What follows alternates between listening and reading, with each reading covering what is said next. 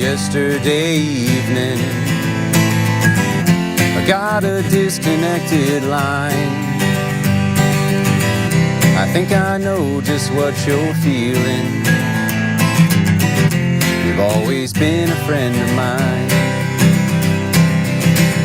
I watched them strip you of your virtue. I saw the strain they made you bear. They took advantage of your promise and kept your God out of your prayers.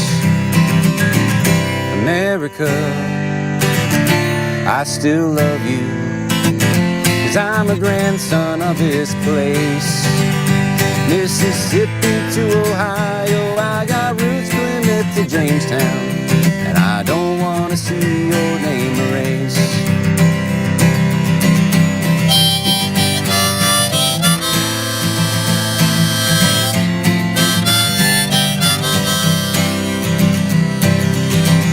I caught a glimpse of you last weekend. Kids playing baseball in a field. Before the game they sang your anthem. An old veteran shed a tear. Just know that most of us still love you. We'd take a bullet for your name. A million Charlie Kirks are out here, and we won't see you put to shame. America, I still love you, 'cause I'm a grandson of this place. Mississippi to Ohio, I got roots Plymouth to Jamestown, and I don't want to see your name erased.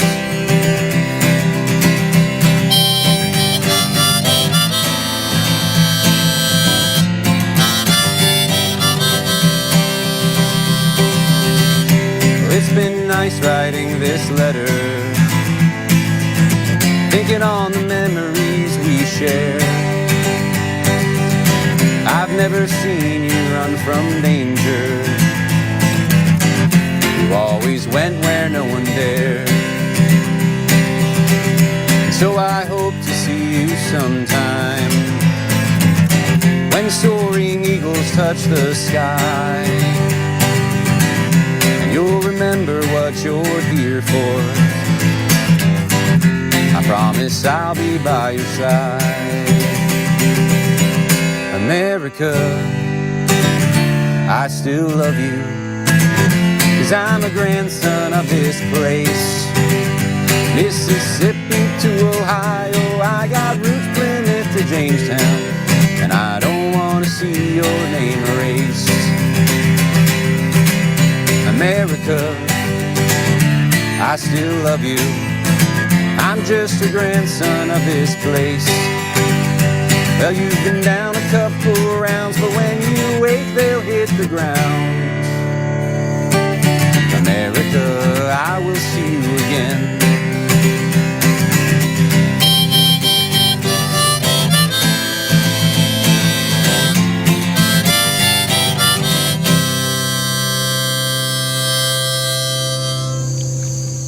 Welcome to the Conversations That Matter podcast. I'm your host, John Harris.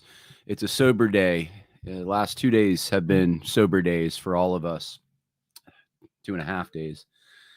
Ever since I was live streaming on, now the days are running together, Wednesday, I guess it was. And we received the news in the middle of the live stream that Charlie Kirk had been shot. I saw the shot and the result of that. I saw the video early. I wasn't expecting to see such a graphic video. I think many of you were in the same position I was. Isn't it someone's job to censor that, right? But it was so soon that no one had put any restrictions on it. And so we got to see it. And I knew right away that he was likely dead. I saw the amount of blood he lost. I saw where it hit. And I just couldn't see how he would survive. Of course, this is during the podcast that this is all going down, and a number of high profile accounts on social media that would have access to the knowledge about what was happening to Charlie Kirk started weighing in and saying that actually he was stabilized, he was conscious. And I think it was within 25 minutes of hearing those initial reports that we received the news that actually, no, he had passed away. And so there was this hope, there was this little window of hope we had. And I just thought, man, if he is stabilized, that is a miracle, because I just can't see how it's possible. And we lived through that. It is traumatic to live through that. Even if you weren't there, you saw it with your eyes. I think this week has been particularly hard because we were on Monday greeted with the full video. It was leaked, I guess, of the situation down in Charlotte, which I podcasted so much about. We're not going to talk about it too much, but seeing that does something. It traumatizes you in some level. At least it should, I think. It's not fake stuff. It's not a video game. It's not special effects. Someone died. And then to see Charlie Kirk die within 2 days of seeing that video is just overwhelming. It's overwhelming seeing evil, knowing that there's evil. And I think that's the main takeaway that people have right now.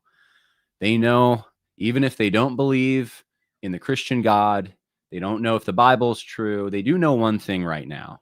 Most people, they know there is such a thing as evil. And as I've said, if there is evil, that means there must be good. And if there is good, there has to be a God. And his law, of course, as Romans 1 says, is embedded, reflected. It is stored on some level within our own hearts. We know that evil exists. We have a knowledge of it because God has placed it within us. We have a moral law that screams at us, that demands that there be justice, because we know that there's a God and he has attributes. He's holy, he's righteous, he's powerful. And if he's powerful and righteous, evil must be punished. And it will be. It will be punished. And so we pray for it on this earth. We pray for justice. We also know if justice doesn't happen on this earth, there is a final stage. There is a judge ultimately after this short life who will judge all of us according to our deeds. And those who are not in Christ will be standing alone. They will have no excuse for the sins that they've committed. And I think Christians can take great comfort in that. Matthew and I talked about that on the American Churchman podcast a little bit last Tuesday. But there's a lot of talk right now in a lot of different directions. I've received, I think, more messages the last 2 days about what can I do, John? What is it that I'm supposed to do now that Charlie Kirk has been assassinated? It seems like we've entered a new paradigm. Doesn't seem like talking to the left is even going to work anymore. He was the last one that seemed, at least on a national scale, like he was willing and able to talk to the left. Others have tried. I don't think as successfully as Charlie Kirk. He was the best at doing what he did. Even guys like Ben Shapiro or Steven Crowder, others who have more from a, the right, some semi-conservative viewpoint, have tried to go to college campuses, and either it's comedic or they come off arrogant. It's just not the same. I don't know what to tell you. Charlie Kirk had this demeanor that was very convictional. He knew there was truth. He knew what he stood for. He cared about people, though, at the same time. And there was this humility, and it was a wonderful balance to see in someone. And if that guy, who was so nice, who could disagree in such a diplomatic way while caring about someone, if he was shot, if he was unacceptable, well, what does it mean for the rest of us, right? I know I'm not always as diplomatic as Charlie Kirk. You probably feel the same way. If he's not acceptable, if he can't operate on a college campus where it's supposed to be a free speech zone, you're literally there because the whole point is to learn, even if that learning is in the process of navigating conflicting viewpoints. That's the place you do it. And if you can go to a state university and be shot while engaging in such a charitable manner, what does that mean for our country? I know this is one of the big questions, and I know there's many other questions. I know many people who don't feel like they have power to do anything about this, but feel like they have a responsibility and they need to do something, are having a very hard time. And I want to speak to you because there are things you can do. Actually, I just wrote an article about it. It's not published yet, but it should be published within the next few days on TruthScript. And it really came out of some conversations I had with people. I've been receiving random calls from a number of people the last few days. Some of them I haven't spoken to for a while, just asking me, John, what am I supposed to do right now? And so I wrote something to help navigate that question. But I think the last time I had as many questions about that was the contested election of 2020. So I'm going to read through that article and talk about it. We'll talk about this shooter a little bit. I spent hours this morning trying to figure out motive and all of that. And I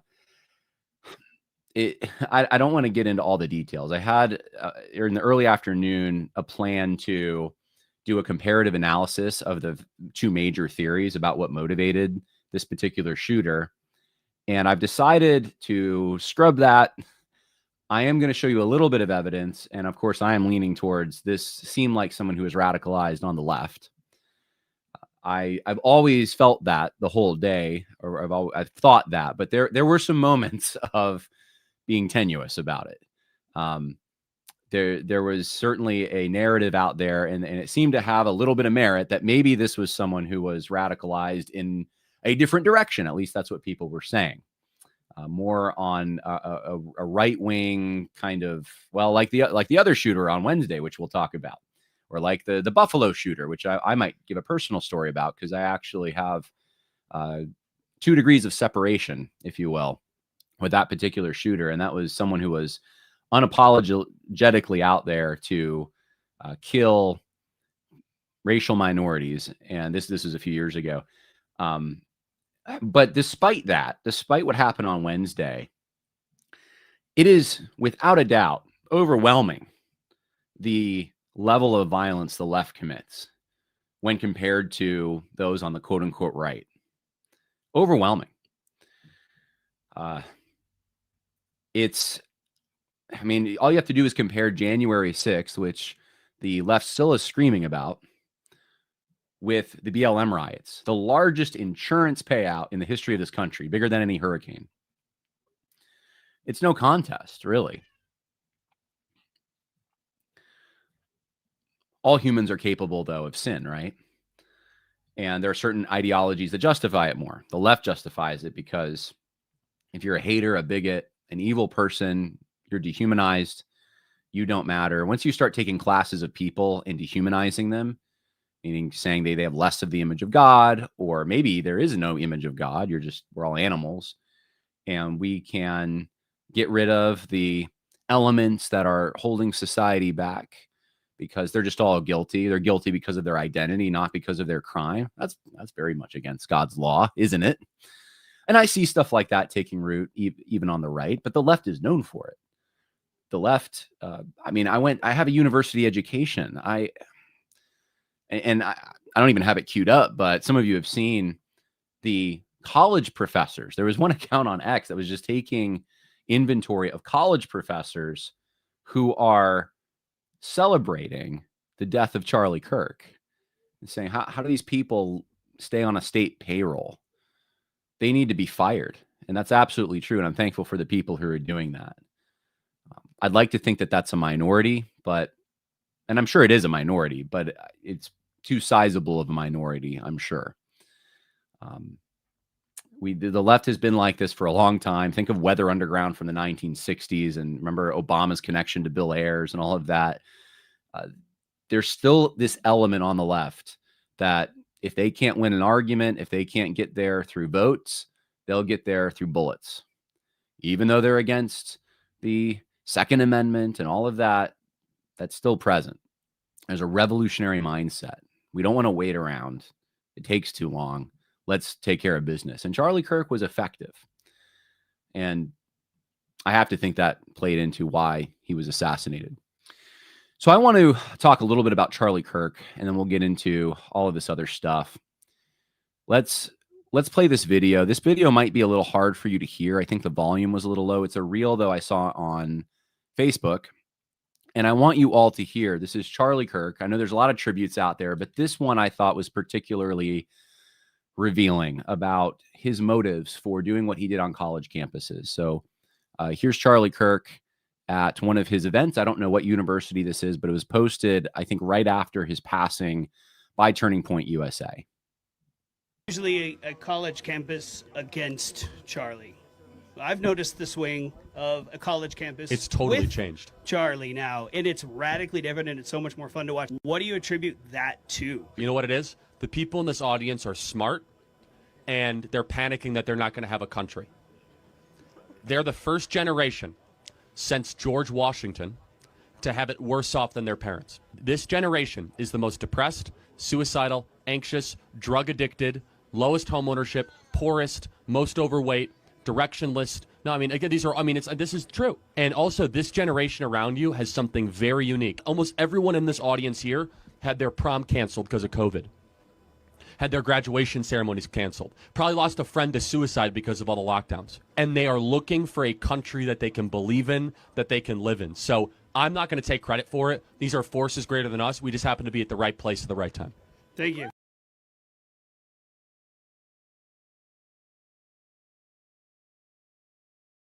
Sorry, I was muted there. There you have Charlie Kirk explaining some of his motivation for why he goes on campuses and does what he does, and the kind of people he's trying to reach, which are young people. They're Zoomers now who are in college, and he describes, I think, their situation perfectly.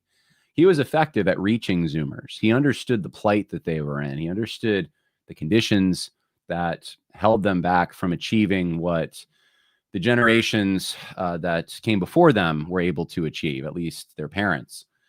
He knew the kinds of instability and drug dependency and economic factors. And he went with them with really two messages, I would say.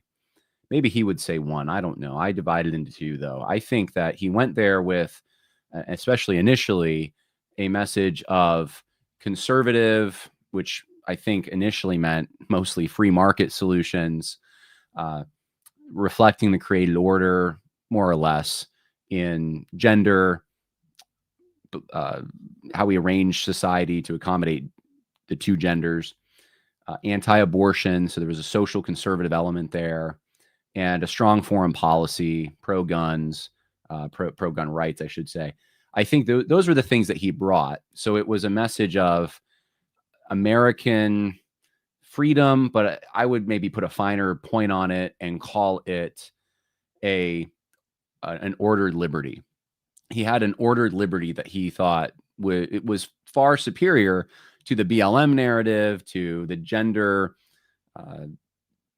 theories that kids were getting in college, to the communism that they were imbibing.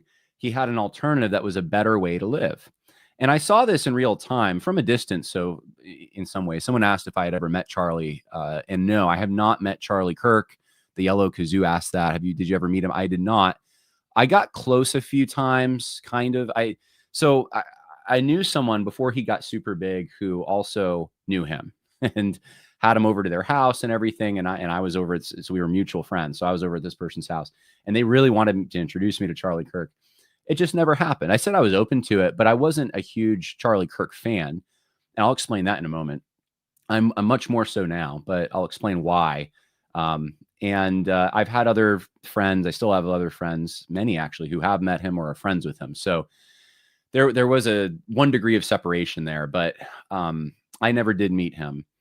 So anyway, Charlie Kirk was going with this message of ordered liberty to the college campuses. He was recruiting voters. He was getting Zoomers interested in politics. I looked at a lot of what Turning Point USA was doing. I had my own term for it. I called it spring break conservatism. I don't know if anyone else has used that term. I know I came up with it, but I don't know if anyone else has also independently come up with it. But it was much more lax, right? Because before Charlie Kirk, you had the Young Republicans, you had Young America's Foundation. I'm trying to think what else you had. But they were very buttoned up, kind of suit and tie. Judd Saul pointed this out to me actually a few weeks ago. We were talking about it, and I was like, you're right. I listened to those podcasts.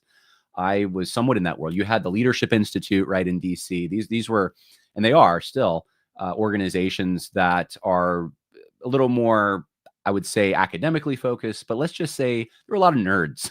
And that's like nothing wrong with that. We need our nerds. People have called me a nerd, but they attracted people who were very good at analyzing data and knowing history in very thorough ways. And Charlie Kirk came along and he disrupted all of that in a way. Like he brought something new. He packaged everything differently to be more of a casual conversation. What he did on college campuses. It wasn't he'd have a t-shirt on. He'd throw out hats to the crowd. It felt like summer camp, right? Some of the things the Turning Point did early on, I kind of scratched my head at. I probably even went after some of them on the podcast because they were just kind of odd. I'll put it that way. But the organization shifted, and I remember the shift because in 2020 I was at CPAC, and at CPAC at that time, this wasn't Charlie, but Turning Point USA, their booth had rainbow flags, and I just thought, I don't really, that's not my thing. I'm not with these guys. Something happened though the next year. I think 2021 is when I started seeing this. Charlie Kirk, I don't know if he took his faith more seriously. He became more grounded. I don't know exactly what it was, but he started becoming more and more outspoken about his Christianity, overtly so, to the point that by the time he passed away, he was an evangelist. He was going to these college campuses and he was spreading the gospel of Jesus Christ just as much as he was political views. And his political views also changed. A few years ago, I criticized Charlie Kirk for views that he held probably 2018 to 2020, somewhere in that time frame, where he was saying that freedom, liberty, the American conservative concept of freedom meant gay marriage was essentially permissible.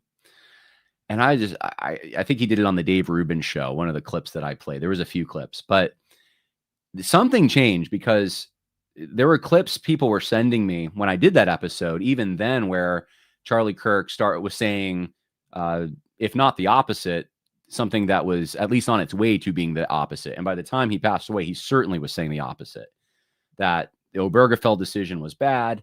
His social conservatism grew. It became much more socially conservative, and he started overtly using the Bible as his reference, his source of authority. And it was such a wonderful thing to see. It really was. So I'm not someone who's never been critical. I suppose I have in the past, but I would say in the last 3 years, there was so much growth with him that every clip I saw, I think Charlie Kirk and I were pretty close as far as how we looked at the political scene. I didn't see anything I disagreed with, really. I mean, he was, I think, a humble man. I wasn't watching every clip. I don't know everything he said, but I just saw a demeanor that wanted to reach young people, that truly cared about them, and loved his wife, loved his kids. A man who seemed to walk with God, who spent time in the Word, getting to know it. That was evident from the way that his Bible knowledge just increased exponentially. And that's sort of my view of Charlie Kirk. Really nice guy, and someone that I wish I would have been able to meet. Right? I think I would have if he had gone on living. I think at some point we would have crossed paths, probably, because I do have so many mutual friends with him. But we didn't, and that just means we're going to have to meet each other in heaven. And I'm looking forward to that very much.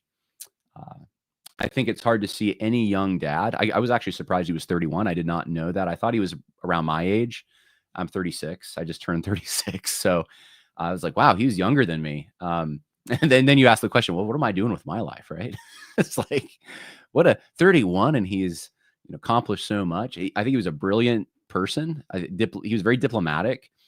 He was able to make friends, but also make the right enemies. And one of the things that I noticed about him was you have a lot of these big Eva guys that I've been critical of praising him, guys who I don't think agreed with everything that he stood for. And yet Charlie Kirk, it hit me. He is more of a Christian leader in the minds of people in this country than they were. Your big celebrity pastors, Charlie Kirk was probably more of a Christian influence than they were. And I just started thinking about that. And I thought, Charlie Kirk never went through the typical mechanisms you're supposed to go through because he came from the political world. And he didn't go through the education route. He doesn't even have a college degree.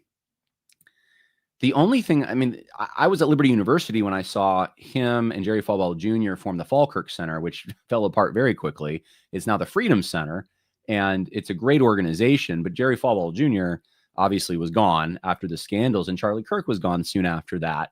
But that was, I thought that was an odd pairing at the time. So I thought, well, Charlie Kirk's from the political world. But he became more and more focused on Christianity, even Turning Point having their pastors conference and him platforming so many pastors and Christian speakers. And I think that's a wonderful thing, actually, that he promoted the gospel. He promoted Christianity. He was an evangelical. I believe he went to a Calvary chapel, if I'm not mistaken. I had heard that from mutual friends, his pastor and him had become very close in the last few years, and they were working together. He was being discipled, and he did not go through the typical gatekeepers that, you know what I'm talking about. Those who listen to this podcast, most of you who followed my critiques of Big Eva, you know exactly what I'm talking about, where you have to kind of pay your dues. You have to ingratiate yourself to those in authority over you at seminary, if you go to seminary, or in the mainstream big church or institution. And once you do that, it opens up levels of access to higher platforms. And if you do the right thing in 10 years, maybe you can be a mega church pastor, but you got to play your cards right. And unless you're Baptist, where they don't play cards, but you have to make the right decisions and the right associations to get into the cool kids crowd and sit at the big table. Charlie Kirk didn't care about any of that because he was never, he kind of bypassed all of that. And then he was in the position of choosing who to platform at some of the biggest national Christian conferences. And it dawned on me the last few days. That's the ticket. That's the way to do it. It doesn't matter what just follow Christ. Okay. This is it. Follow Christ. Be obedient to him in whatever platform you have. It might be the Battle of Bedford Falls, or it might be Charlie Kirk level stuff. It might be the battle for America, and you're going to college campuses. I just had a note before this from someone who says, pray for me. I'm thinking of going to my local campus. I think that's wonderful. I used to do a lot of evangelism on college campuses. And after this, I've been thinking that I need to do that. That's where it's at. Of course, I'm also thinking I need a security guard with me, but exactly. If you're going to follow his example, that's what to do, right? It's not to stop the conversation. It's to try to continue it in the safest way you can. But don't stop. As Christians, our mission never stops. We're in the world. We're not of it. We have to go and preach the gospel to every creature. That means leftists, guys. Every creature. They need it too. And they do convert. Sometimes the Lord does work in their hearts. Okay. And be obedient. Don't, if you're someone sitting in a seminary classroom right now or a large Christian institution and you've kept your mouth shut, you're waiting around to be platformed and so forth, I would encourage you to reevaluate that. There are other ways now to gain a hearing, gain an audience. What did Jesus do? He went around all of Galilee and he preached. He preached the gospel of the kingdom. And he had his disciples. He mentored them. He never went through the religious establishment.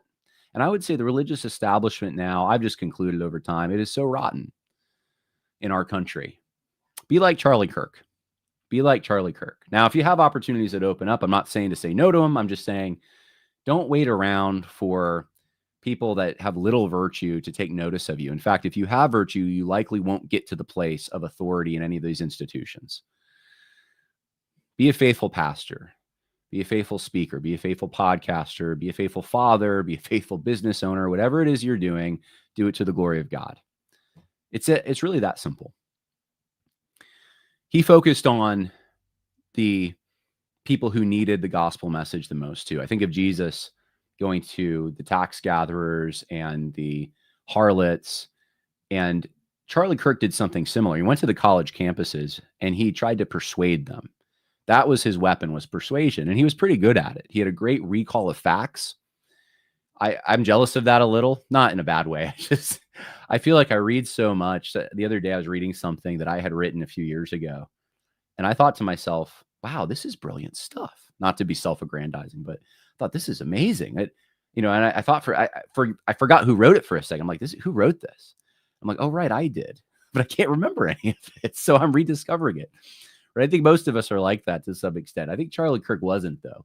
He had a great recall of facts. He could learn something and he had it. He could retain it, which is amazing. And he also was very clear thinking. He had some natural abilities, right? But he wasn't an academic. And I could tell that by watching him. He wasn't someone who was doing like deep research on things. And he was a common guy. And he knew that in our college campuses now, frankly, especially in undergrad, that is the level that you're going to speak to people at. He knew his audience well. And I would encourage you to. That's another lesson. Know your audience. Know which audience God wants you to reach, and then reach them in the way he wants you to reach them. And I think for a lot of us, that's going to mean, on some level, persuasion. So learn some of that. Learn how to be persuasive.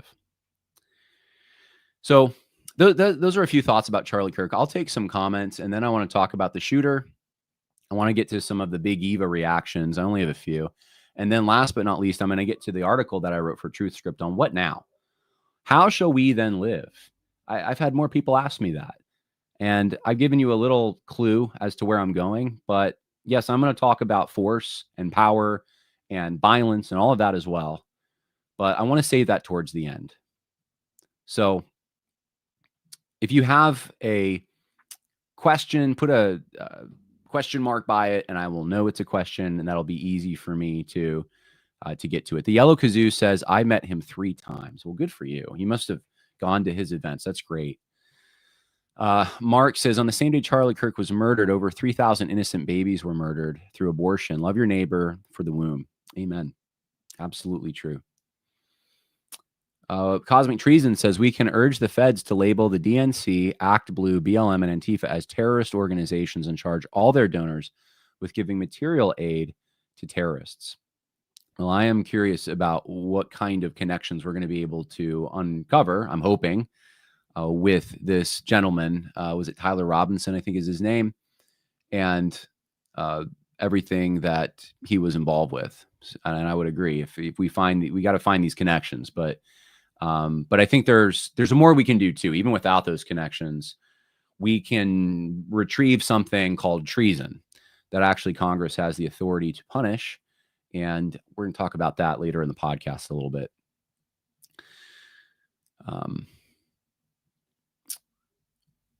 Let's see. Texan Shepherd says, I'm a pastor, and Sunday morning I'm preaching from Ephesians 6:10-14. It's time for believers to take a stand for the truth and stop being quiet cowards. Stand up, speak out, stand firm in the Lord. Stormy Squad asks, can we get a list of companies firing the people celebrating so we can give them our business? I don't know if you want to do that for everyone, because I think I saw that MSNBC actually fired someone who was saying initially that this might be someone who was just rejoicing in exuberance over Charlie Kirk at a rally and accidentally shot him. I think that was the person they fired. And I remember I saw that. I thought, what does this person think? Has he ever met a conservative? Does he think that if you go to a conservative rally, everyone just has guns and they're shooting them everywhere? Is it just the Wild West? I mean, talk about out of touch. It's incredible. So have you heard here? One more question. Have you heard that he and his family were attending Catholic Mass? I have, and that's fake. Yes, that is fake. That his wife had a rosary. None of that's true from what I understand. I saw that right before the podcast, actually. So pretty sure that's not true. So yeah, don't buy everything. I've seen so much disinformation today. It's overwhelming. In fact, I think I actually, by the way, I retweeted a photo earlier. I'm not going to take it down, but it was someone selling a doll looking thing of Charlie Kirk being assassinated, selling it and laughing about it, and all this. And I just thought, no, that's horrible. This is why I'm not a free speech absolutist, meaning that every kind of speech is always permissible. I actually think there's such things as treason, and you have blasphemy laws. I think those things have always been in effect. It's a basic standard, but you can't have, if you have a public square, if you have a medium for communication, you can't undermine that medium, is basically the idea there. And so that is a direct undermining. That is, it's egregious. And anyway, it may have been AI generated. Someone messaged me and said, I think that's AI generated. And I'm thinking, wow, AI is getting pretty good then. But there were so many other things I saw today related to Charlie Kirk that I know were not true. So especially Tyler Robinson, this gentleman who, I don't think I can call him a gentleman, this evil, wicked person who assassinated Charlie Kirk, and screenshots of him here or there, or speaking, videos of him speaking at events, and none of them were him. And we just got to be careful of that. In the fog of war, I mean, it was so much. It was like the beginning of, remember, the worst example of this was the beginning of the Ukrainian-Russian war, where you had all these fake stories in the fog of war at the beginning. And I saw something similar today out there. Okay, so let us continue here. One last question. Okay, this is seriously the last question. Very thankful for Charlie Kirk's life influence. Also very thankful for your podcast, John. Is there a problem in the church if our generation is so heavily dependent upon online Christian influences? Yes, in a sense. I mean, there is a dependency to some extent I was seeking to fulfill when I started my podcast. Not that I thought I'd ever get any real traction. I just thought for my specific school, which was Southeastern, I wanted them to be accountable for things that were happening there. And no one else was going to do it. And I had gone through what I thought were the proper channels and talked to professors, and no one was going to do it. And it sort of left me in this place of being a supplemental voice. And I still see myself as a supplemental voice, but I think things are changing a bit. The landscape has changed, the situation's changed, and I've become a little more of a generalist. And as I become more involved in ministry and focused in that direction, you're going to see a lot more, I think, Bible content and ministry-related content, and then just general news content also. Although I keep an eye on Big Eva. I always keep that eye open. But at this point, I'm so disgusted with the evangelical industrial complex, because the people that are in power retain that power, even if you expose them. I was behind, in part at least, some of the documentaries that have been coming out, David Platt, J.D. Greer. These things are so damning, they should take those guys out of a position of leadership, but they don't. And I still think it's worth it to make those things for those who care about the truth. But it's just obvious to me, we have a very corrupt institution in this country. And it's not just Big Eva, quote unquote. I think it's all kinds of institutions. And that's part of the reason people turn to online voices. The problem with online voices is you're only seeing one side of a person, right? You don't know me the way that the people in my local church know me, for example. And if someone is a good actor, and if someone is kind of grifty, they can easily take advantage of you if they just speak your emotional language. And if all you're relying on is your intuition. So I recommend people make sure that they learn how to assess information for the truth, know how to know hermeneutics if you're studying the Bible. It's the same thing with history. You learn historiography. With media, you got to learn critical thinking and use that critical thinking, evaluate. Don't just like someone because you heard them, evaluate. And over the long period of time, if they're faithful, then you'll know more so. You'll have a stronger hold on whether or not they are reliable. But that still, I don't think, is going to fulfill the great real need we have for local leaders, especially pastors in local communities. Because let's face it, you're listening to me right now, but you can't just call me on the phone and say, my wife is cheating on me, or my child just died, or I need advice about this. You don't have my number. Well, some of you do. Most of you don't. And I only have 24 hours in my day. I don't know about you. So I would love to be able to be the kind of person that can be involved in every area that I could be involved in for the good of Christ's kingdom, but I can't. And God made it that way for a reason. He wanted us to have limitations. And we need people on the local level that we know, that we trust, that know us. Internet can't substitute for that. So this is a wake-up call. It's one of the reasons in the song that you heard at the beginning of this podcast, I said, there's a million Charlie Kirks out here. We're not all fighting the same battles, but we are fighting in the same war, in different battles. And it's time that we locate the leaders in Bedford Falls. Who are the guys in our local community, especially our church, that we can follow? And all of us are followers on some level, and all of us are leaders on some level. And we need to be able to fulfill both those roles faithfully. So good question. All right, let's talk about, let's start with, where do I want to start? Start with the shooter here. So there's a lot of speculation here about, oh, I didn't have it queued up. I'm going to queue it up now, about who the shooter is, his identity. Was he left? Was he right? And I wasn't even sure this morning exactly what was going on. I feel a little more confident now, but this is a story from the Daily Beast. Charlie Kirk's suspects, grandma says family is all MAGA. I'm not going to read it for you, but he comes from a cookie cutter American family. The father there in a, that's the Oath Keeper shirt, it looks like, an American flag, very conservative. I mean, he looks very conservative too. All the pictures I've seen of him look like a very normal American kid. He's got a baseball cap, but it's actually normal. It's not a flat bill. It's not even a trucker cap. It's not any of the weird stuff, right? Or the odd stuff. There's no stylistic kind of message he's sending. He's just fitting in with the general population. Looks like a normal average kid, and looks like he had a pretty good family, right? They're all smiling here on family vacation. I think his father was a sheriff. Here he is with his middle school diploma, and he's fishing, and he's got a Johnny Cash shirt, it looks like, and an AR-15 that he's shooting. And he's in the woods. There's a trailer next to him. I mean, this is the kind of guy that is very right-wing coded. Everything about the guy, right? Here he is with his mom. They're smiling together. It doesn't look like he hates his mom. And the optics of this look very, very much like he comes from a solid American right-wing Trump supporting family. And the grandma's saying, look, they're all Trump supporting. And there were a number of things I won't go over now that were contested regarding inscriptions on the bullet encasings.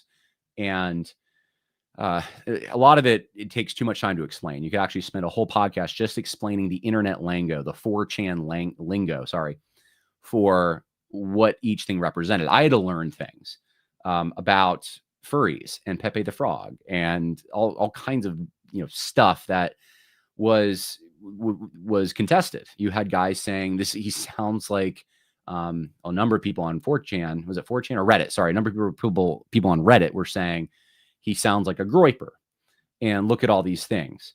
And then you had people saying, no, he's totally a Marxist, and he was radicalized by Antifa types. And especially some of the messages like, eat this fascist, something to that effect on one of the bullet encasings. That meant he was certainly someone who got radicalized in college. I'm leaning towards that interpretation quite a bit now. And the reason is actually because I was looking for primary sources in all of this. I wanted to find something that was more conclusive than interpretations of cryptic messages that could possibly mean one thing or another thing, or what kind of video games he played. That was another thing. He might have played this one video game which fascist types play. And so therefore he was critiquing Charlie Kirk from a very anti-Israel standpoint or something like that. And I thought, well, I mean, look, if you follow my X account, this morning I put a post out there. In fact, maybe I'll just even pull it up. I put it because I was annoyed. I was a little bit annoyed. I'm not going to lie. I was a little annoyed because, I'm going to have to scroll down. I made too many posts since then. Goodness. See if I can find it.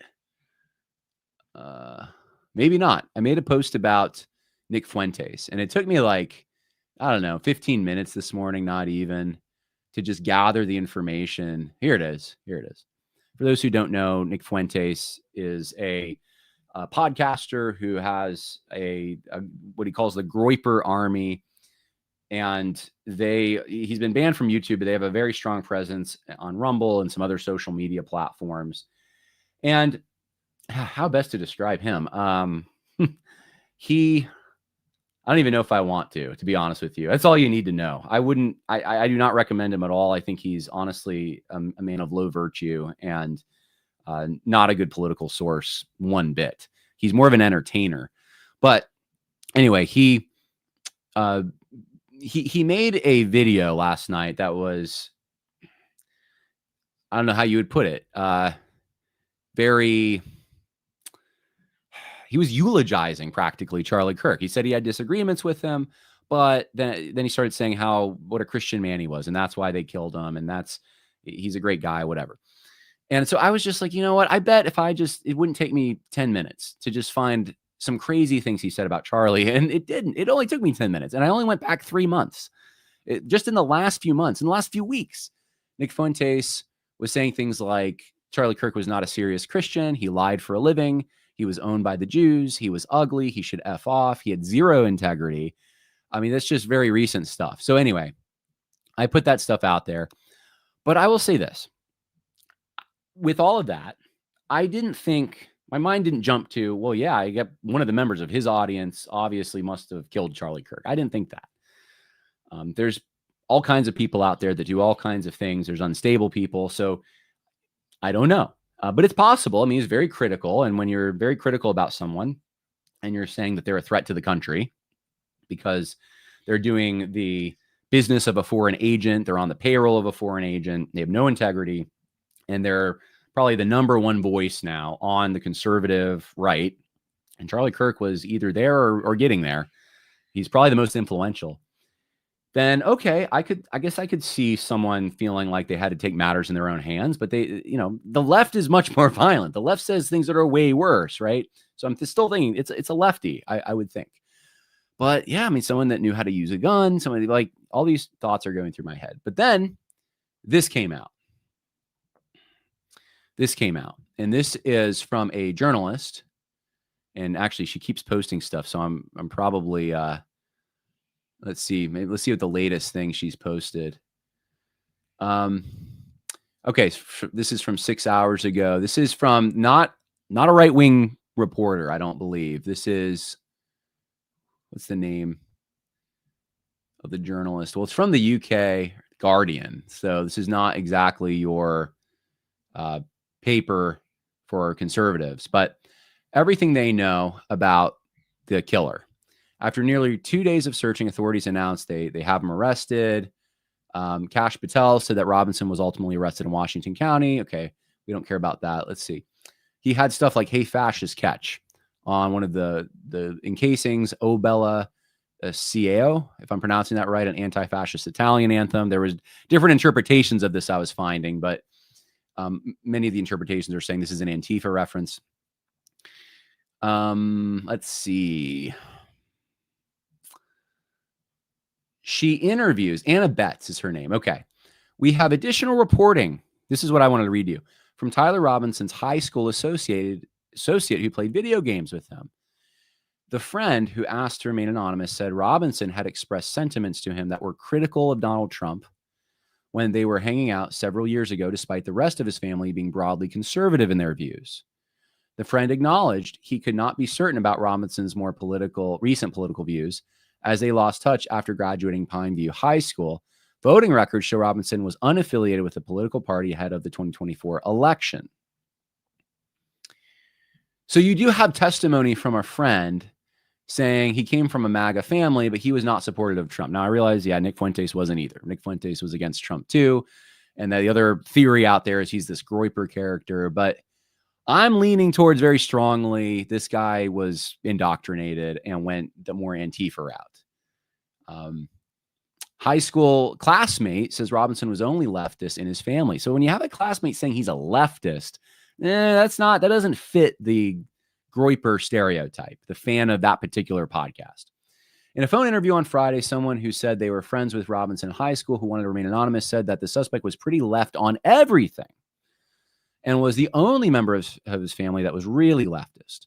The rest of his family was very hard Republican. Around sophomore year, the friend said Robinson became more extreme in his political views and would always just be ranting and arguing about them.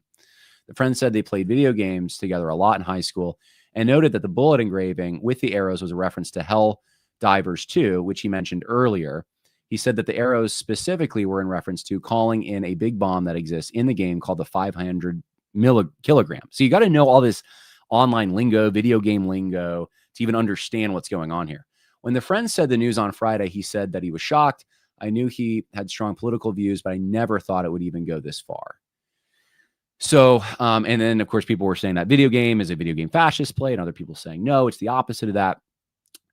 Here's the long and short of it. Okay. I think that this sounds like a lefty, sounds like someone who was indoctrinated on the left. I'm going to go with the strongest evidence we have, which is the testimony of his high school friend. Of course, the family also said that he had said Charlie Kirk spreads hate. So that sounds like a left-wing coded thing to say. But here's the thing. He's 22 years old. And I was thinking about this. I was thinking, if there's conflicting evidence that comes, you may be dealing with someone who's been going around to different online forums and just repeating different things.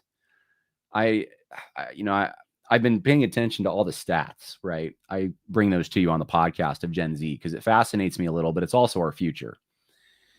And Gen Z is very erratic. I know this from personal experience. I even think right now of someone I know, Gen Z, who's quoting Andrew Tate and saying we should bring back segregation, and in two months, actively defending homosexuality. I mean, it's crazy to me sometimes, the whiplash. But that's the thing. Gen Z is very moldable in ways that other generations just aren't. It seems that way, at least. And they're also, I had some polling on this. I'll show it to you later, that they are more accommodating and supportive of political violence than any other generation. I think we're going to get more of this. And I think is going to primarily be on the left. But we have a generation that is marked by more instability also than previous generations. And I think there's a number of reasons. There's family instability. There's regional deracination. There's the left-wing talking points that have been jammed down their throats for years in their education. There's the fact that their leadership hierarchies are mostly online now, at least for many of them. That's where their role models are developing. That's where they're getting identity conference.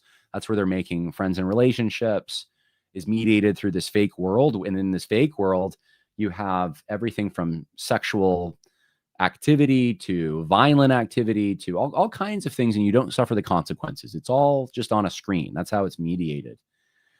You have addictions that are existing at higher levels than previous generations, screen addictions, pornographic addictions. You have drug addictions. I'm not saying this is every Gen Zer. I'm saying, though, that we have a real crisis on our hands. And then the added effect of less and less of them actually have the mobility to get stable jobs that would lead to anything like a stable family in the American dream. They can't afford houses. Many of them didn't have jobs even in high school. They don't know where to go. They don't know what to do. They're in debt up to their eyeballs, and much of it their own doing. Credit card debt. They must have never have been trained to use a credit card. This is Gen Z. And that kind of chaos leads to potential violence. Just does. It leads to rage. It leads to all kinds of problems. And it can exist in a cookie cutter looking American family. That's the scary part of it. It can exist where you least expect it at times. And left-wingers who are revolutionary and violent can get to your kid through the education system, through online mediums, without you even knowing. You just give them a phone, or in this case, give them a scholarship to a university, and you're not in the class. How do you know what they're learning, right? Not saying clamp down, but be aware. Be aware if you're a parent. 22 years old. Now, there was another shooting, and I was going to point this out. The Evergreen High School shooter. I said I would talk briefly about my connection to sort of connection. It's not really. It's like a second-degree connection. But the Evergreen High School shooter, this would probably be one of the main headlines, if not for the fact that you had Robinson assassinating Charlie Kirk. Desmond Hawley is a name that you would probably know about. And if you read through this, Desmond, this is, some of you might have heard about it. On Wednesday, there was a fatal shooting from a 16-year-old boy, 16. And there you go, young white kid. He embraced conspiratorial, anti-Semitic, and white supremacist social media content, according to a review by the Colorado Sun. He reposted TikToks about the 1999 Columbine high school shootings, posed wearing a T-shirt with the word wrath on it, which shooter Eric Harris wore. Most ominous was a post on X that an account linked to Holly made about an hour before the Evergreen shooting happened. A photo of a small revolver being held over a table with a box of ammunition on it. It was posted without comment. And so he's posting gun stuff. Let's see. The Jefferson County Sheriff said he's radicalized through an extremist network. I'm not going to get into all the details here because I want to go back to the Charlie Kirk stuff and kind of where do we go from here to close out the program. But here's the point. Even if they're embellishing this, which they may be, I don't know anything about the Colorado Sun. They may be left-leaning, but I have no reason to doubt that this kind of stuff is also not taking shape with young people on quote-unquote right-wing circles. And one of the reasons I know that is because I'm going to have to say this judiciously. I happen to know someone who works for the school that the Buffalo shooter went to, or did work for the school. And I asked this person about it. I said, how did this happen? How did the teachers, how did the principals, how did the parents, how did the other classmates not see what was happening? And she told me, because she knew the student, she said he would come in and he would write essays in class about what he wanted to do. And this guy wanted to kill black people. And he would write an essay about it, and it would not be taken seriously. And he had friends who would also write essays in their English classes or whatever, saying similar things, expressing similar sentiments, very violent sentiments. And no one flagged it. It was known, and no one did anything until one day he decided to go into a grocery store and start killing people. Now, I think that kind of thing is more rare. It's more rare, among, it's usually left-wing violence. I don't know that this guy was left-wing. Maybe he was on some, I don't know. I don't know all his motivations. She seemed to indicate that no, this was a rural school in a rural district, and him and his buddies thought it was funny to be transgressive. And no one flagged it. No one wanted to be that person. And you know what? Having close associates of friends of myself who are in education, I understand it. Who knew about Tyler Robinson? I don't know. Sounds like his classmate knew. At least he was radical, quote unquote, in his views. More stuff will come out in the next few days, I'm sure. But who knew and didn't say anything, right? Many schools are handicapping the teachers. You go from a situation where teachers used to have corporal punishment, where parents used to accommodate the teacher's discipline. And now if you're the teacher and you even try to you can't put your hand on a kid, right? Obviously, but if you even try to be harsh and to point things out, you have the parents that are going to jump down your throat. Why hassle yourself with that? It's hard enough. You just want to go home. You ended your shift. But you know what? If you're a teacher out there, you better say something. Maybe that's one of the morals from all of this that we'll find out in the next few days. Like who knew and didn't say something? All of it goes back to a general degradation in public virtue. Public virtue is going down. And as public virtue goes down, and as Christianity becomes less of an influence, and as our leaders are more corrupt, you are going to have more violence as a natural result. When there's less self-government, when there's no one's restraining you at lower levels, it's going to be higher levels, and people will demand action from the state to make sure law and order still remains. And every conservative Christian should be not wanting that scenario. We want self-government to continue. We want people to manage themselves. But if they're not going to manage themselves, only force can manage them. And we're all going to demand it at some point. Let's get to some big evil reactions. And then we've been going for an hour. I'm going to come to the main point of this whole thing, which is what should we do? Okay, some big evil reactions. Let's start with Mike Cosper. Until the day I die. Mike Cosper, by the way, I should just mention, contributor at Christianity Today. Till the day I die, there are certain things I will hold with unflinching conviction about our political moment. The refusal of leftist governments to restrain the violence in the summer of 2020 was reprehensible. I'm wondering kind of what Mike Cosper said in 2020. The election of denialism and its climax on January 6th was reprehensible too. Oh, okay. Yeah, like those things are... I'll say this real quick before I read the rest of his comment. January 6th was a testament to how peaceful the right generally is.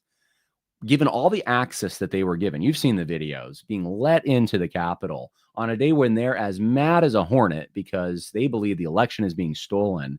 And how many people did they kill? Oh, none. Ashley Babbitt dies, and she's one of them. The others that died were not directly related to anyone from January 6th killing them.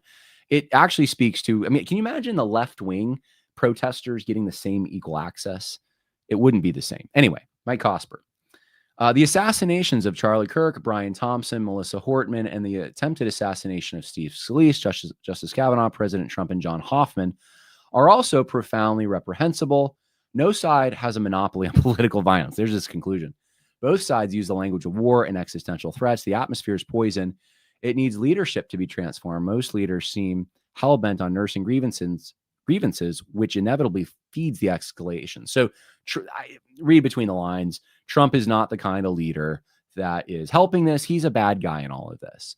Because he said this morning on, I think it was Fox and Friends, that it's the left wing that does the violence. And he's right about that. It is the left wing that does most of the violence. But here's Mike Cosper trying to draw a parallel, trying to compare apples with apples, but he's comparing apples and oranges. It's simply not the same. And Christianity Today, next, maybe we should do Christianity Today next. Then we'll go to the Gospel Coalition. Christianity Today had a headline. Here's the headline from Charlie Kirk. Died. Charlie Kirk, activist who championed MAGA doctrine. Okay. Here's from George Floyd. George Floyd left a gospel legacy in Houston. I'm just saying. One is so coded with righteous elements that George Floyd is a saint. Charlie Kirk is he's an activist who championed the MAGA doctrine. How sterile is that? Charlie Kirk is an actual Christian. This is the crazy thing. It's Christianity Today. George Floyd has a rap sheet that is long. He's a criminal. There's no evidence that you have that article where they try to make out like this guy is some kind of a model Christian.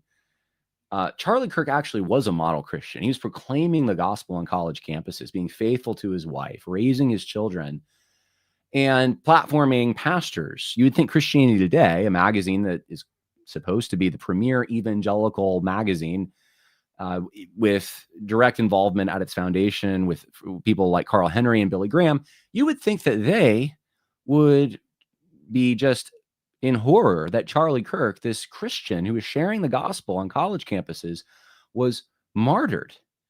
If there's a case to be made for someone as saint-like, wouldn't it be Charlie Kirk? He's sharing the gospel and he gets shot. He's sharing more than just the gospel, but he is sharing the gospel. But that's their headline. That is sick stuff, guys. That's sick stuff. Gospel Coalition. Where is King Jesus when the violent reigns, by Colin Hansen. And so he talks about Irina Zarutska in Charlotte, and he starts talking about the September 11th attacks. And let's see, does he mention war in Europe, in the Middle East, drug trafficking, all these things? He kind of lops them all into this one category. And then he reads the Lament of Habakkuk. And then he reads Isaiah 1. Come now, let us reason together. Your sins are scarlet, they shall be as white as snow. It's pretty milquetoast stuff. Nothing is more antithetical to our political climate today than forgiveness. So we should all be forgivers. enemies avenge enemies. Few listen to the voice of the crucified Jew who preached that the meek will inherit the earth. I think that's intentional language there. He's trying to rebuke people who there were people. I could name names. I'm not going to. I thought it was ridiculous. But 2 days ago, I did see quite a few people, even in circles that I'm somewhat connected to, saying this was Mossad, this was the Jews, quote unquote. Connected, and I should qualify, connected to in the sense that their social media came across my social media, my platform. You know, I was able to see what they were saying. And I was like thinking, no, there's no way. I mean, that's like a 95% no. You could see the shot itself that didn't look like a trained assassin. I know initially, I think I said it was like a perfect shot, but as I examined it further, I was like, no, that was neck shots generally aren't. And some people say it was a chest shot that deflected off the armor. If that's true, I mean, assassins are going to do a headshot probably, and it just wasn't. And now that we saw the rifle too, and it's a 30-06. That's not the typical kind of rifle that would be used. But also it would be Israel's most stupid move if that's what they decided to do. Like literally, if Mossad did that, it would be the dumbest thing that Mossad has ever done. A president who's generally pro-Israel, Charlie Kirk, who's generally pro-Israel, let's just make our friends mad, right? That would be the worst thing possible. It makes no sense. And to have these markings on the bullets doesn't really make sense. So I was just like, that's kind of dumb. And maybe I'm giving Mike Cosper here the benefit of the doubt that he's sort of like referencing the people who would blame Jews because Jesus is a Jew. So he wants people to know Jesus is a Jew. Okay. All right, Mike. We can see your veiled kind of rebuke to that. But this is what I'm seeing in it. That's who he wants to rebuke. Where is the language that chastises the left? It's just a moral equivalency. That's all it is. And the initial tweet that went out from the Gospel Coalition compared what happened with Charlie Kirk to January 6th. Same thing Mike Cosper did. And it's like January 6th? How is that remotely comparable? If someone intentionally went out and murdered Charlie Kirk. Name for me anything similar to that happened on January 6th, even though there was so much opportunity to do so. Isn't it incredible that crowd? I mean, they could have had firearms. There was nothing to prevent it. No one was assassinated on that day. Kind of a sick thing, to be honest with you. I think it's the exact wrong tenor to take coming from the Gospel Coalition. There is a righteous indignation we ought to have. When Paul quotes, "Vengeance is mine," right? I will repay. That's in the context of what? The civil magistrate being the avenger of God to punish with the sword. Who? Physical people. This isn't just spiritual warfare. It doesn't remain just in spiritual places. That spiritual warfare manifests in physical people and sometimes in things like murder. And God gives us a mechanism to channel his vengeance. We should, and we all did something, by the way, to help channel that vengeance by electing Donald Trump over Kamala Harris. For all of those who feel like they're helpless out there, you did do something already. That's the Gospel Coalition. So let's talk about this. Let's talk about what you can do. We're going to talk about my article here. And then I'll take questions and then we'll end the podcast. But here's a screenshot of my article because it's not on TruthScript yet, but it should be in the next few days. From Grief to Grit, a Christian roadmap after Charlie Kirk's assassination. I start off by just saying, look, I received all these requests. What can I do? There are three things, okay?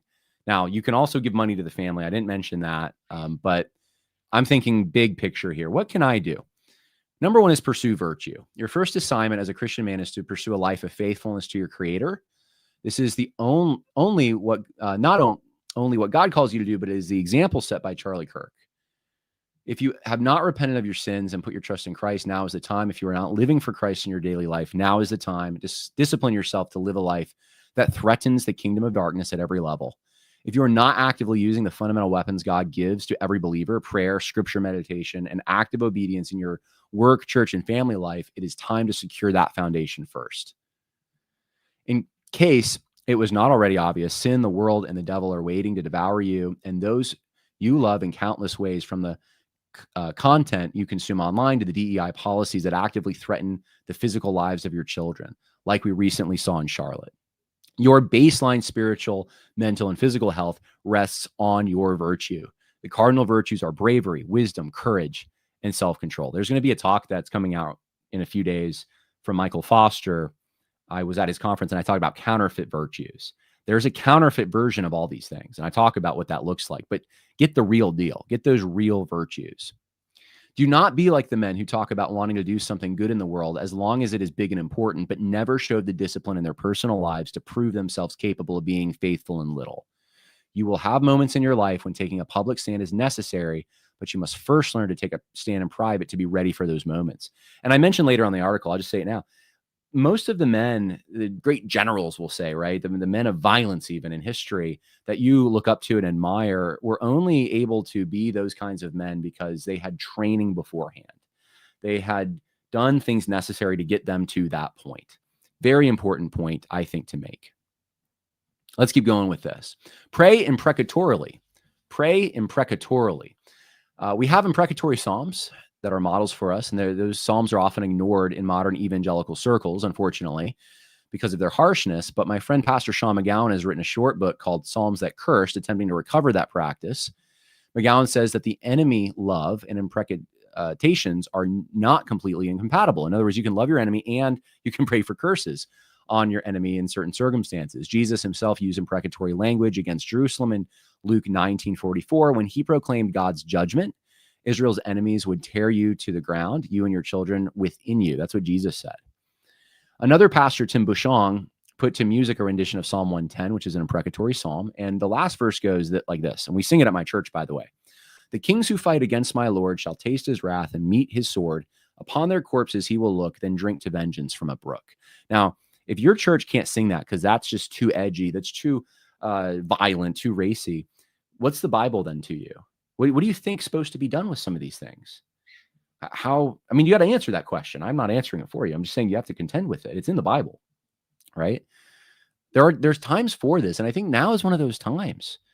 And this Sunday, that might be what your sermon needs to reflect, Pastor. That might be what you need to sing. That might be what you need to talk about to some extent. There's a righteous indignation. God is a God of vengeance too. He's a God of justice and wrath. And that should be scary to us because we should fear him. Praying these psalms, whether in private devotions or public worships, helps recenter a Christian on the role God plays in punishing evil. Romans 12, Paul reminds his listeners, and I already talked about this, that the government bears the sword. They're administrators of God's justice. He writes, never take your own vengeance, beloved, but leave room for the wrath of God. Now, here's the thing. The wrath of God can be administered through the sword of the government. So if you're a policeman, if you're a civil magistrate, if you're someone that is part of the information shaping narrative industry, then there's a part that you do play. Even if you just vote, there is a part that you do play in wielding which direction the sword goes. So in a democratic republic, you do have a responsibility. You have a little bit of that sword does rest on your shoulders, at the very least. But if you have a particularly direct role to play in law enforcement, then absolutely, you are carrying out the justice that God has for evil. And then number 3, seek righteous influence. Most of the men asking my opinion are not in a position to directly influence public policy or to have participated in the manhunt for Tyler Robinson. For those who are in those positions, they should be a good soldier, as Paul says in 2 Timothy, and wield the sword righteously. There are plenty of authoritative roles upstream from the actual use of force, though. So being a pastor is one of those things, right? You have responsibility to communicate God's justice. And that means that there's people in your congregation who will be in law enforcement or other fields that are going to apply it. There are also those in academia, think tanks, the media, similar institutions who help shape public opinion. And then your responsibility is to enforce righteousness in shaping your thinking. Most people whose political influences are largely limited to their social media and voting have already done a great deal of good by electing Donald Trump over Kamala Harris, not to mention local and state victories. So get involved in local politics more. At the very least, vote, but do more than that if you can, right? This is the time to ascend. If you're upset at the way things are going, if you want to see different policies, get involved. Many are now waking up to the fact that college professors and influential voices on the left often harbor treasonous sentiments, and the government can take steps to clamp down on that. Now, treason According to the 1828 Webster's Dictionary, treason is the highest crime of a civil nature of which a man can be guilty. Its signification is different in different countries. In general, it is the offense of attempting to overthrow the government of the state in which the offender owes allegiance, or of betraying the state into the hand of a foreign power. In monarchies, the killing of the king or an attempt to take his life is treason in England.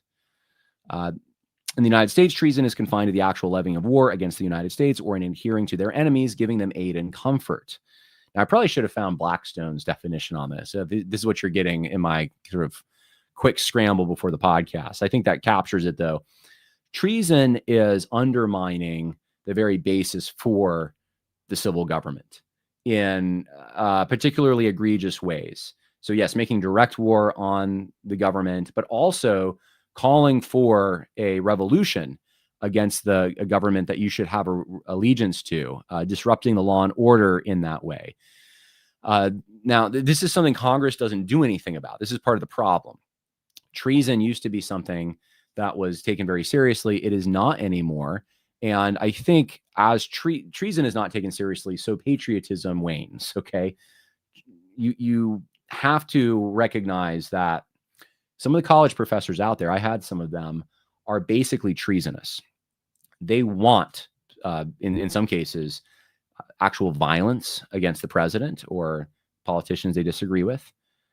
Those celebrating Charlie Kirk today, his death, they're fitting into that. Perhaps because he's not an elected official, but they want revolution. They want it now, and their whole political philosophy is to replace our current government with something different in a violent way if necessary. And then they indoctrinate your kids. That kind of stuff has to be clamped down on. There's no question about it. We can't have a country with people that teach those things. So, John, don't you think you should have free exchange of ideas? Yeah, I do believe you should have free exchange of ideas. I think you can go to a college campus and you can talk about the philosophy of whether, monarchy is better than democracy, is better than it's some kind of other form of government. But all those things are permissible. You can have those academic discussions. As soon as you start calling, though, for violent revolutionary activity against elected officials, against the very foundation of the government, then you are landing in territory where you should be afraid, but people aren't afraid. So they keep doing it. That is something that we could use Christians in public office to start clamping down on, to start writing legislation to address, even if it's on the state level, but it's largely ignored. So I'm giving you one potential outlet for you. You want to fix this stuff? You don't like people being radicalized like Robinson? Maybe Tyler Robinson should never have been exposed to some of the things that he learned at the university. I don't know what he learned, but that's a potential place to look at. Now, if you are someone reading this who wants to do something tangible to defend the country, you got to get the training, got to get the experience. You got to be able to be placed in those positions. Now, here's my conclusion, okay? Stick with me on this. I believe that much of the angst in the country today, including the calls for and predictions about a coming civil war, has built upon years of polarization. And we have reached a point where half the country is largely unable to find the common ground necessary to even have a conversation with the other half. So this is why people are feeling the way they're feeling. We are diametrically opposed at nearly every point, and there is no light at the end of the tunnel. The conditions and instability among the Zoomer generation suggest that more violence is on the horizon, and I gave you the numbers for that in the article. So when it comes out on TrueScript, you can go look it up. But for the sake of time, I'm not going to go over them. Splinter groups on the right have begun to advocate unconventional approaches to restoring law and order, many of which involve ceding more authority to the center. The thinking is that if the problems such as immigration and transgenderism cannot be resolved in short order, then drastic and even violent solutions are necessary to secure a future for our children. And in such an environment, it is incumbent on Christian men to possess the inner virtue to know the dictates of wisdom, to bravely use force when it's called for. We ought to be a stabilizing element in society. The people others turn to when chaos ensues, the calm and steady hand that guides others because we ourselves are being guided by God. So this is kind of my point, right? You wouldn't know who George Washington is, who George Patton is, if it wasn't for experiences and situations that came across their desks and when they had to rise up. And you will have experiences like that too. Now, I'm going to address this real quick, these splinter groups that I'm talking about. I see two things happening on the right that do make me, I keep an eye on it. I'll put it that way. Number one is there are groups that seem to see other conservatives as more enemies than the left. And they'll scream about no enemies to the right all day. But they see they see people like Charlie Kirk, for example, or Ben Shapiro even, right? And is Ben Shapiro on the right? Is he on the left? Well, I would say he has liberal instincts, but in our current political situation, he's very pro-Trump. He's generally an ally. Okay, I think you can criticize him. Certainly, I have, but there's people that will look at him or look at Charlie Kirk. We'll use him as an example, and they will say, and I've seen him, and I can name the names, that he is a level 10 threat, and they'll spend more time going after him and more energy whipping people up about how dangerous he is than they will about anyone on the left.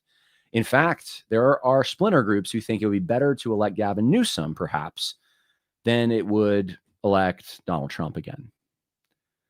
And some of them are accelerationists. There's different motives in there, but they want to get to either a race war or some kind of state where they can finally crush everything and have this, and this goes into my second thing that I'm concerned about, a large totalitarian state, for lack of a better term. And I think part of the reason for that is people associate force and power with the center. They think it can only come from the center because we've been indoctrinated into that for years, right? And so people right now on the right are waking up to the fact that, hey, we need force, we need power, and we need to use it. That's good. But force can come from your local government. It can come from your state government. It can come from your regional county government. It can actually come from social pressure itself. These are all mechanisms that can apply force and keep people from doing crimes or punish crimes. Not all force has to come from Donald Trump in the center, okay? That's actually the kind of thinking that I have associated with the left for most of my life. They want all control in a centralized location. In fact, they want a globalist centralist location. But if they can consolidate it even in the United States, they'll consolidate it in Washington, and that's what they want. Now, they'll scream if Trump does it, but once it's their turn, that's what they want to do. Now, here's the reality of the situation. When you have dysfunctional state, local, and county governments, the slack's going to be picked up by somewhere, and people are going to demand law and order, and the government's basic job is going to have to be done. And that may mean Trump stepping in. This is part of the problem. And it may be outside the Constitution at times. I hate that. I do.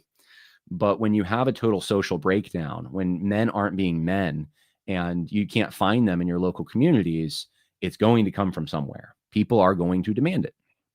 The solution is a million Charlie Kirks. The solution is people going out there, making the arguments on college campuses, becoming grassroots activists in local areas, running for office, and whatever influence they have, using that force to stop evil things where they happen. And let me give you an example. This situation with Charlie Kirk, as sad as it is, the security situation wasn't good. Some of it is Charlie Kirk wants to be, and I don't blame him for this, he wants to be out among the people.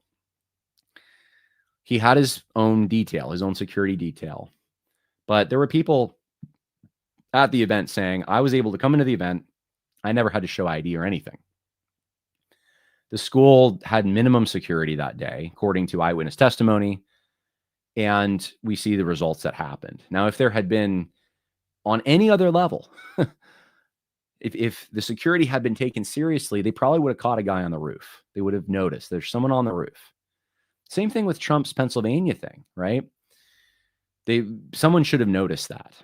You would think. I'm not pointing any fingers, but I asked someone earlier today, I said, okay, what do you want the government to do? Something's got to change. I said, well, what is it then? What's got to change? Well, I don't want to have civil war. Okay, I understand that. What policies, though? Tell me the policies. Well, can't Trump stop the left? Well, that's not a policy. What's he going to do? I just given you one outlet, treason. Let's start trying people for treason. Okay, that's a good mechanism, and the federal government can do that. That is something that comes from the center. It just doesn't happen. So what do you expect Trump to do? Is he going to monitor private events that take place at public universities now and provide security? Or I don't know. But people feel this angst that something's got to happen. And that's a dangerous place to be, because that is the kind of place where someone who says the right things, who just jives with where the people are at, can easily get into power, whether they have solutions or not. I'm thankful Trump's in office right now, and I'm thankful he's going to be in there hopefully for the next 3 years or so.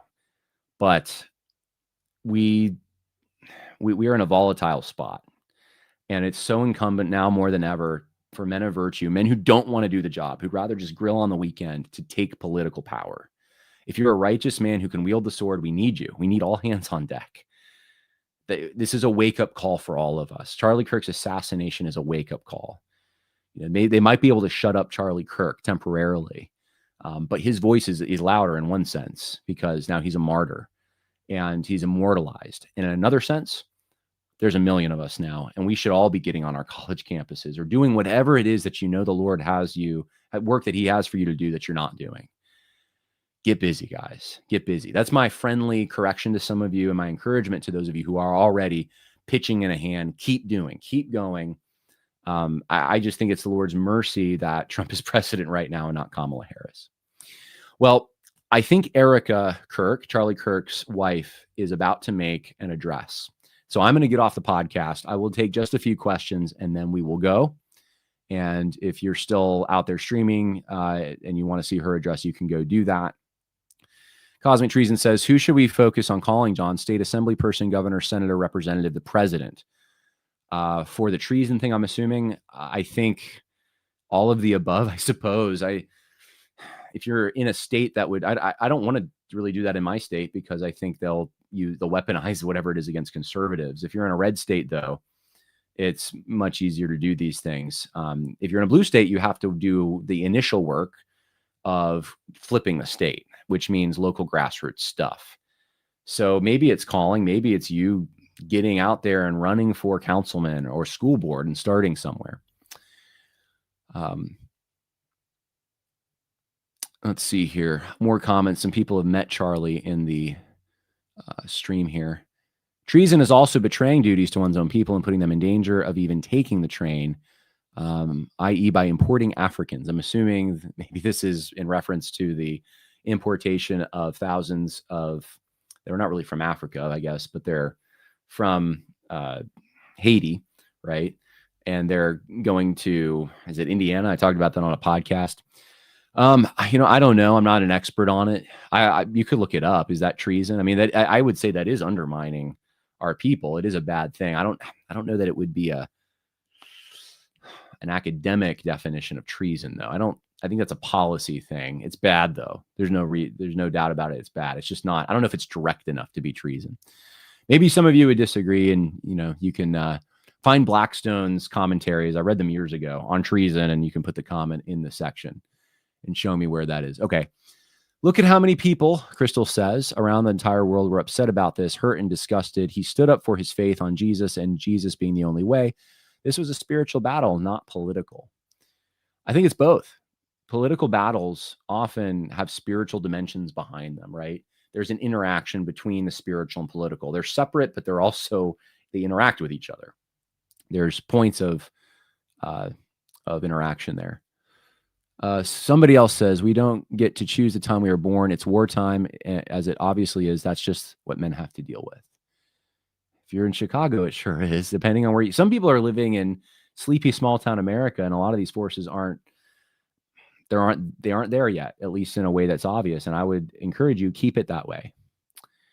Simone says, what would you say is the call for Christian women and mothers? Oh, well, obviously for mother, raise children that are decent, respectable citizens that are strong enough to withstand the pressures that they're going to undergo, right? That's number one. I think, there's so many things. I don't know. It's going to be different for each person. I think supporting good men, especially if your husband is a good man, hopefully, right? If there's support your pastor, use your spiritual gifts in the context of the church. I think there are unique cases where the men have completely abdicated responsibilities politically, and it does become the domain of a woman to do something about it for the safety of the community. I think that's rare. I think you should try to make every effort to find a man who's willing to take those roles, certainly, but it's like a Deborah Barak situation. There's going to come points where I think I gave the example the other day. If I'm away, and being away obviously isn't necessarily negligent. It just, I have to go away sometimes to provide for the family. But if I happen not to be home, I stepped out for a minute and someone comes into my home, you better hope my wife defends our house, even though I'm the one who's supposed to defend our house. If I'm not around, my wife has to do it to the best of her ability. So until I have a son who's of age to take that responsibility, right? So I'm not telling any woman out there to run for political office, but I am saying you have to assess the lay of the land where you live and do your best to put your efforts into things that are going to purify society, make it better. I think one of the things that women have that's such a strong point, you see this in Proverbs 31, is they know the needs of the household. They are the managers of the household, essentially. A strong household makes a strong country. Make sure your household's strong, okay? There's things that also women notice that, I mean, I think my wife, for example, right? She makes my house hospitable in ways that I never would know how. I can't even put my finger on it. I just know it's a better place because of her. And because it's a better place, it's a place of refuge and comfort and nurture and all these things. It is a place to have a respite before going to war. It's a place for an environment for children to be raised in where they can be raised in it safely. When I'm away fighting battles, my wife knows things that are happening in social media. Sometimes I'm completely clueless about. She can identify sometimes threats that I'm unaware of. So hopefully that gives you a few things. I'm sure there's more that I could say. Crystal says you can't allow a shooting outdoors, close it all down. That's what they want. Small enclosed areas that were little are reached. Fear God, not man. I'm scared of that a little. Not shaking in my boots, but I don't want to. Charlie Kirk, we'll put it this way. Charlie Kirk wouldn't want that either. Okay. And I've seen a lot of talk about who's going to be Charlie Kirk's replacement and this and that.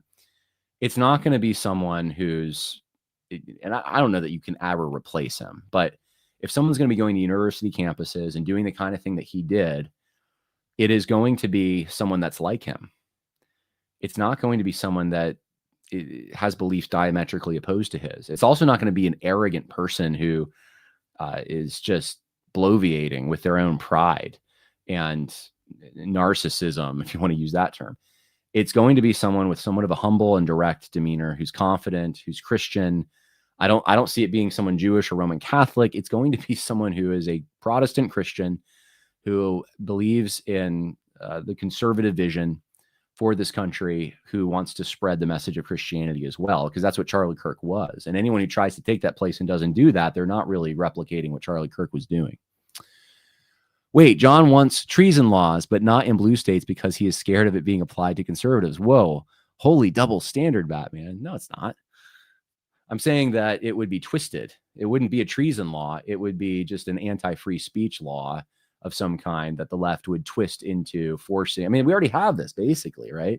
We already have in my state, if you speak out, it's on the books now in our Constitution of New York State. If you speak out against someone's immigration status, it's a hate crime essentially. So, I mean, it's already, they already have things that are comparable to this. And it's obviously it's twisted though. It's not an actual treason. They're actually servicing laws that would squelch certain kinds of activities and speech in the name of actually it's really in the service of treason. It's exactly 180 degrees away from where it should be. So no, it's not a contradiction at all. Matt says it might make sense to concentrate certain centers of conservative power while conceding large swaths of America. Oh, I've thought of this. Think of Moravia in 18th century apostate Europe. Yeah, like what are you going to do with Dearborn, Michigan, right? If you don't remigrate these people, if you don't remigrate them to where Dearborn, I'm not sure where everyone's from. There's Muslim basically, but or the Twin Cities, right? Minneapolis. If you don't send them back to the country that they're from, I mean, you've lost the city, because now you're having third generation, quote unquote, Americans who are loyal to, I don't know why I'm blanking on the foreign government there, that are loyal to Oh, it's an African government. Goodness gracious. I'm going to look it up right now.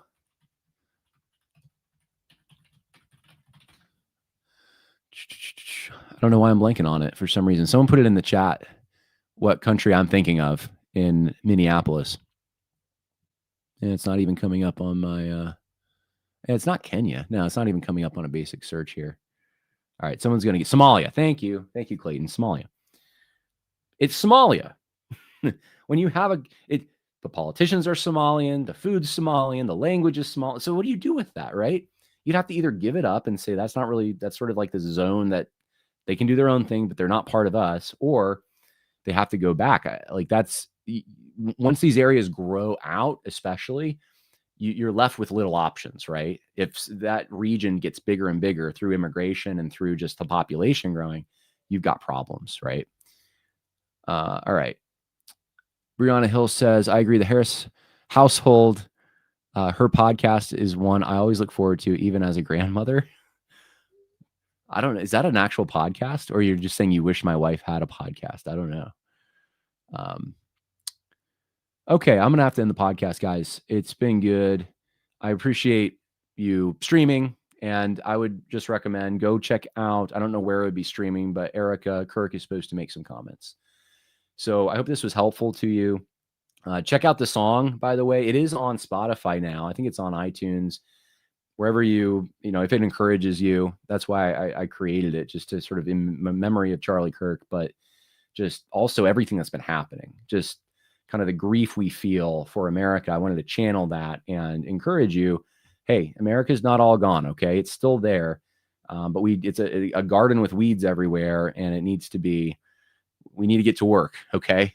That's what we need to do. So check it out. It's called America, 1 Million Charlie Kirks. And I guess that's it for now. Oh, also I got to mention the men's retreat. We're coming up on it. I might even change what I'm going to speak about because of this stuff. I'm not sure yet, but musicandmasculinity.com. Look forward to seeing you in the Adirondack Mountains, September 25th through the 28th.